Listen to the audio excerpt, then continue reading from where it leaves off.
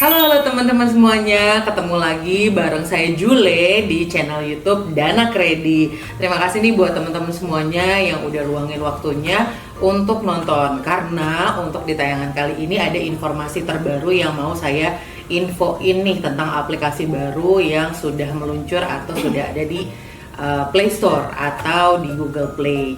Nah, untuk aplikasi barunya ini namanya Dana Kredi. Nah, untuk informasi lebih lanjut tentunya nggak saya doang dong yang nge-infoin, karena ada orang yang lebih tahu nih tentang Dana Kredi, teman-teman semuanya. Tidak lain dan tidak bukan, kita hadirkan Ibu Novi dari Dana Kredi. Halo semuanya, thank you so much ya udah diundang untuk ngobrol. Iya, sama-sama. Nah, mumpung ada Ibu Novi di sini nih, saya mau tanya beberapa hal nih Bu Novi tentang aplikasi baru ini namanya Dana Kredi ya. Nah, untuk yang paling pertama nih, paling krusial yang mungkin teman-teman banyak tanya kalau ada aplikasi baru atau mungkin aplikasi lama, itu pasti yang ditanya satu hal ini nih. Ini Dana Kredi ini udah OJK belum sih Bu Novi? Oke, kalau untuk pertanyaan ini emang pertanyaan umum ya. Betul banget. Tapi rest assured kita itu sudah terdaftar dan sudah berlisensi di OJK. Nah, kalau misalkan teman-teman kadang-kadang suka takut kan, masa sih bener atau enggak, nah, itu kalian bisa validasi sendiri melalui website resmi OJK. Nama kita itu udah terpapar lah ya di situ, jadi kalian bisa cek. Termasuk kalau misalkan kalian mau validasi platform lain, P2P lain, itu juga bisa kelihatan di sana. Jadi bisa dicek di website OJK ya. Yes. Websitenya apa sih Bu Novi? Kalau nggak salah ojk.go.id. Oh, bisa di googling aja mungkin atau ya. mungkin nanti lihat di sini kali ya, tolong tim editor dibantu. Atau mungkin bisa juga nggak sih dicek di website kita atau di Dana Kredi? Kita memang ada tampilin bahwa kita terlisensi oleh OJK, tapi kan teman-teman biasa tetap resminya nih cari yang mana, gitu ya. itu bisa kok.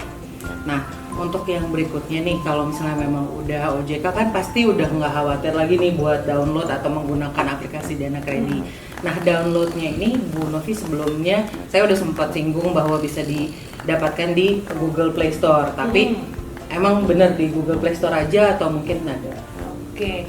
Karena memang kita masih baru brandnya, kita memang baru tersedia di Google Play Store. Nah, aku tahu banget nih teman-teman yang mungkin bilang, aduh kalau aku pakai iPhone gimana nih? Iya. Tetap bisa, kita cuma masih dalam tahap proses. Nanti mungkin kalau udah ada, kita juga akan infoin dari website resmi kita danakredi.com atau dari sosial media Instagram, TikTok, nanti kita akan kasih tahu juga. Jadi teman-teman nanti ketika udah follow kita nih, melihat udah ada di Apple, bisa langsung dicari di download. Okay. Nah, kalau aplikasi Pindar atau pinjaman daring ini kan tahapannya ketika sudah download ada pendaftaran ya Bu Novi ya. Nah, untuk daftarnya sendiri syaratnya cukup mudah untuk Dana Kredi kah atau apa aja nih Bu Novi syaratnya? Sebenarnya kalau di kita mau memberikan experience yang terbaik ya buat user-user kita.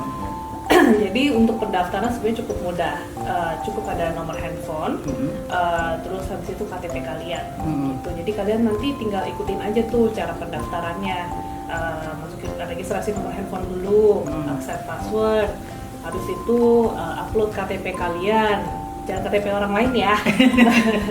Habis itu juga kalian isi biodata diri. Nah, nanti setelah pengumpulan data selesai, itu nanti sistem kita tuh akan bikin penilaian gitu. Baru kalian nanti kalau misalkan lolos akan mendapatkan limit. Kalau misalnya syarat-syaratnya udah terpenuhi semua nih Bu Novi, nanti kan pasti yang dinanti-nantikan oleh pengguna Dana Kredi ini adalah limit pinjaman nih. Nah, limit pinjaman yang ditawarkan oleh Dana Kredi range-nya dari berapa sampai berapa Bu Novi?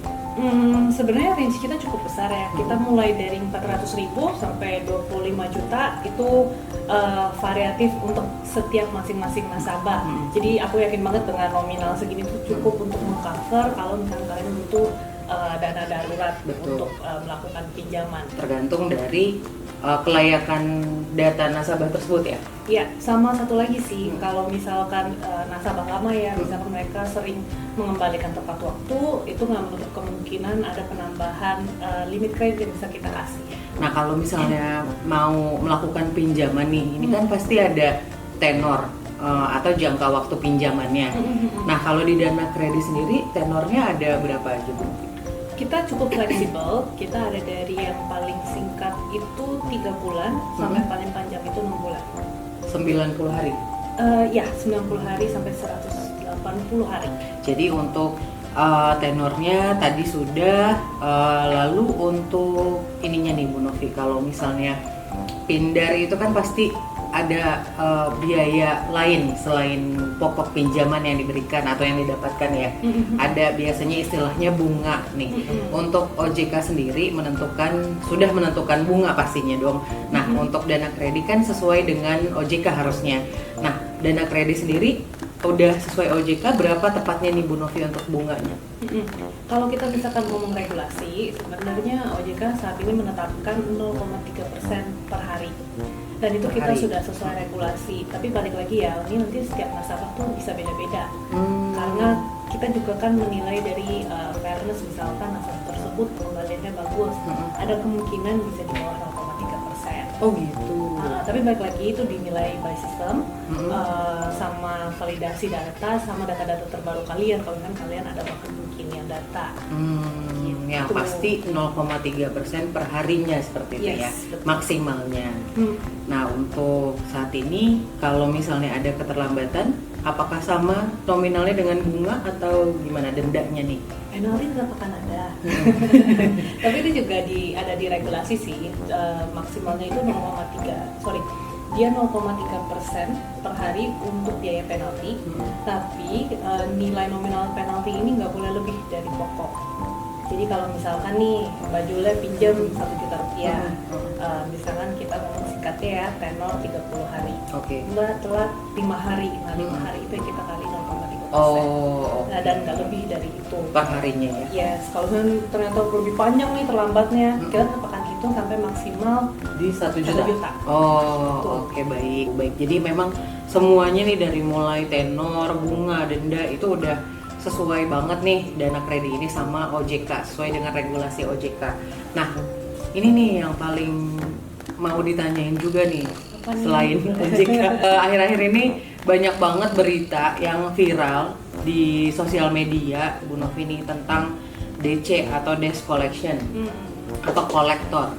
Nah, jadi kolektor pindar ini saat ini lagi viral nih karena memang ada oknum-oknum yang melakukan tindakan-tindakan di luar regulasi OJK itu tadi. Jadi kayak misalnya saya dapat info ada pelanggaran yang dilakukan seperti pemanggilan damkar, ambulans, atau COD kayak gitu. Itu sebenarnya kan nggak dibolehin atau gimana nih Bu Novi?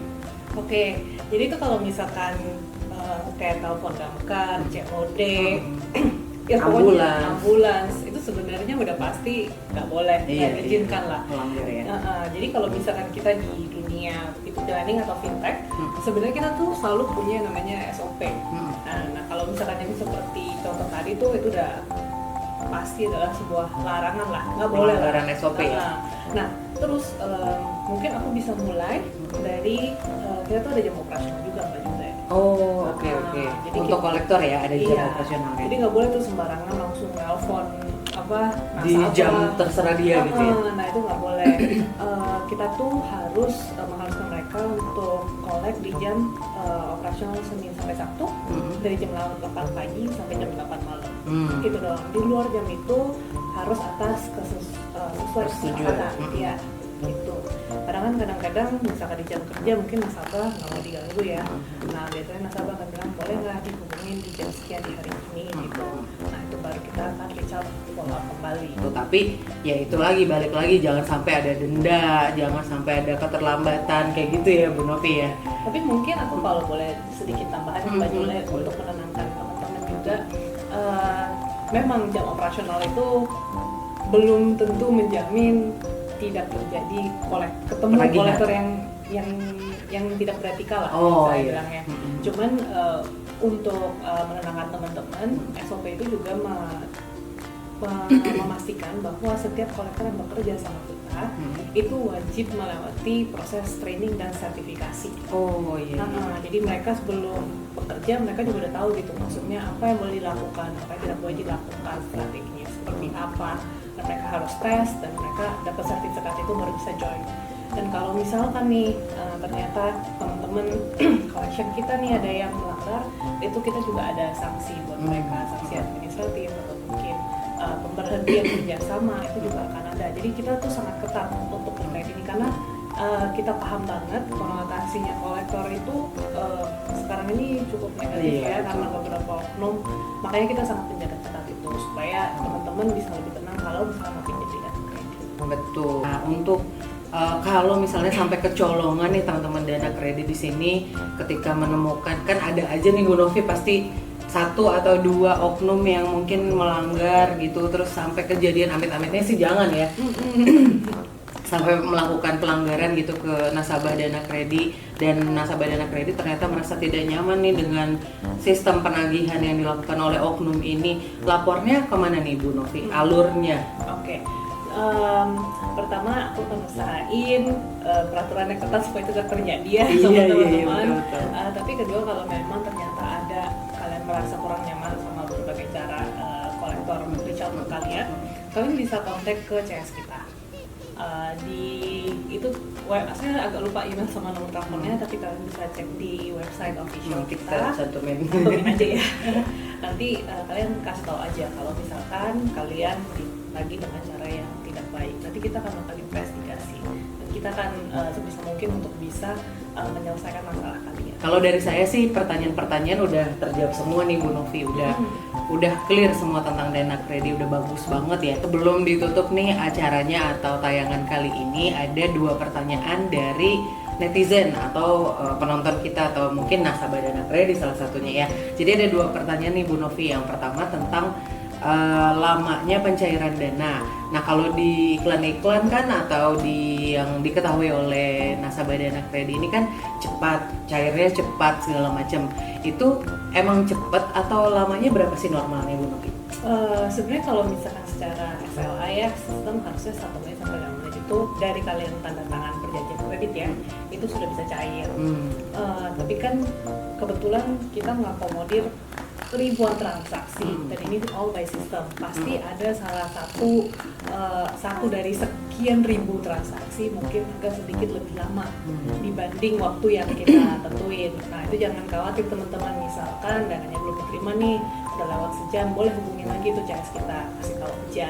Nanti kita akan bantu resolve dari sana. Untuk pertanyaan kedua nih, ini agak berat nih Bu Novi. Jadi misalnya ada nasabah Dana Kredit yang belum pinjam, tapi dia udah pernah punya pinjaman di platform atau mungkin aplikasi Pindad lain, dan kebetulan memang yang bersangkutan ini mengalami keterlambatan di platform lain. Kalau misalnya dia mau daftar Dana Kredit, apakah ada kemungkinan dia bisa pinjam lagi atau mungkin ada peraturan yang mencatat riwayat dia atau gimana? Oke. Sebenarnya gini, kalau misalkan udah pinjam, aku sarankan untuk mengembalikan tepat waktu. Itu dia. Jadi kita ini kan menggunakan sistem untuk memberi penilaian ya, kita sebut credit risk assessment untuk masing-masing nasabah. Kalau misalkan kalian punya sejarah pinjam di platform lain dan tidak membayar atau terlambat membayar, sebenarnya itu sangat akan berdampak sama credit scoring kalian. Gitu. Kenapa aku bilang kayak gitu? Karena kita per Oktober tahun 2025 kita diwajibkan sama OJK untuk melaporkan SLIC. Jadi SLIC itu kayak BI checking. Jadi setiap pinjaman kalian baik di platform kita atau di platform B2B lain akan langsung terpapar gitu. Dan itu sistemnya udah terintegrasi. Jadi kalau kalian pernah ada terlambat, itu akan menurunkan nilai kalian lah untuk mungkin tim risk menilai apakah kamu kelayakan kamu boleh pinjam atau enggak. Dan mungkin sedikit tambahan, ini nggak cuma terbatas di platform doang, karena data ini terintegrasi. Jadi perbankan pun misalkan kalian mau KPR gitu ya, atau mau financing mobil atau mau pinjam untuk bisnis, itu juga akan berdampak gitu apakah kalian lewat dari assessment bankir itu gitu. Jadi aku sangat amat menyarankan untuk teman-teman mengembalikan pinjamannya itu tepat waktu. Jadi kalau pinjam dana pun sesuai dengan kapasitas masing-masing ya teman-teman ya. Betul. Jadi untuk pertanyaannya terima kasih yang udah bertanya. Kalau misalnya memang ada yang kurang atau misalnya masih ada yang mau ditanyain seputar Dana Kredit atau mungkin secara umumnya seputar Pindar ataupun fintech, ini boleh banget nanti Bu Novi jawab di kolom komentar, boleh ditanya-tanya juga. Nah teman-teman, terima kasih banget yang udah nonton dari awal tayangan ini sampai di penghujung tayangan. Semoga tayangan kali ini cukup bermanfaat dan cukup membuat teman-teman tertarik untuk download Dana Kredi di Google Play Store-nya segera dan daftar, lalu dapatkan limit dan ajukan pinjaman. Nah, sampai jumpa teman-teman di tayangan berikutnya. Terima kasih. Bye-bye.